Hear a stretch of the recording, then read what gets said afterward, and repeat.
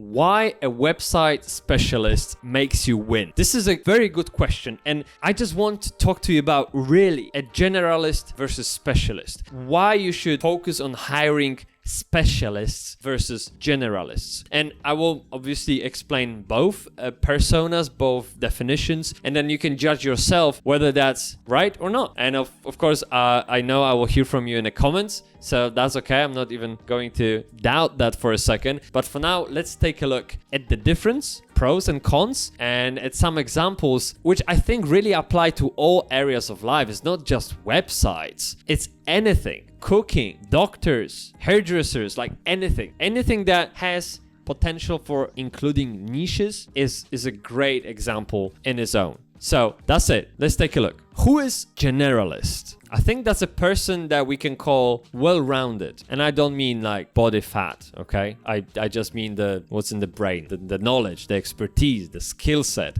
It's person who is great at everything, but best at nothing. It's a person who touched many fields, learned a lot, maybe by accident, maybe by purpose. They know the stuff, but they would really need to delegate it to an expert to make the most out of it, because their knowledge ends at some point. You can think about it in terms of diminishing results. So to get to the final 10% of 100% mark, you really need to put yourself out there. You really need to work hard to earn that final step on the journey, and whether that's career, that's any kind of project, any kind of hobby, really. Whether that's bodybuilding or bike riding. Okay, every one of us can ride a bike, but only some of us can ride a Tour de France. That's the difference of the diminishing results and the effort and the ambition and so many other values and principles that we hold dear to ourselves. Now, generalist is just that. So they are just good at everything, but best at nothing. Specialist, though, on the other hand, is someone who has a very narrow view at a particular topic, but they excel at it. They're literally the best you can get. So if you want that job done to the best quality, you get their help. That's it. You don't go for generalist, which would probably provide you with an average service or an average advice. The specialist is the man. Naturally, there are drawbacks to being a specialist. You might be good at one thing, but then you might lack a bigger picture understanding or that landscape vision, and that's okay too. Again, generalist would help there, but the specialist is really when it gets to the trenches and you need very specific job done well. Now, when it comes to websites, I believe you should hire a specialist. The reason I say this is because, well, websites, first of all, are extremely valuable to your business.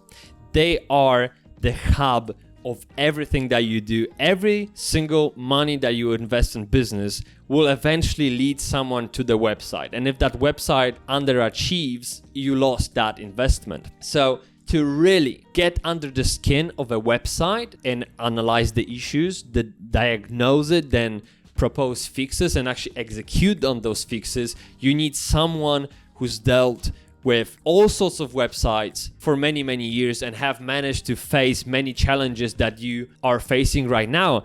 And they've been there, done that, and they know right away off the get-go how to help you. Whereas generalists might be in a kind of hit and hope mode. They would honestly just try things out and potentially waste more of your time, more money. They could have nailed it on the head. That's fine. It is in the cards, but specialists would have data, knowledge, numbers to back them up, back their claims, and actually get them fixed. So when it comes to website, and I guess when it comes to any possessions that are valuable to you in any kind of shape or form, you should go for specialists. So think about hairdressers and barbers, right? So hairdressers are generalists in that case. And when I want to get a like proper man haircut, I go to barber, because I know barber has worked with men hairdos for ages and they know exactly how to make my hair look fabulous. You can also think about the analogy of a doctor. A GP is in the name.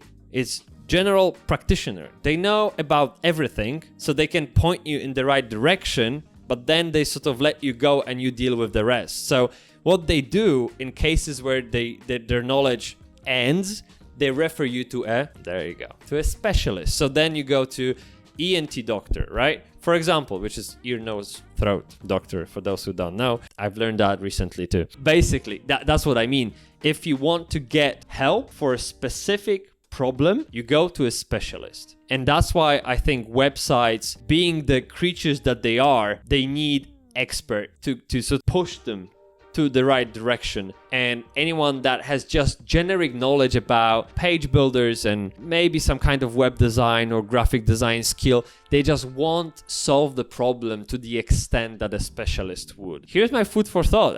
I don't think I have anything else to say on that matter.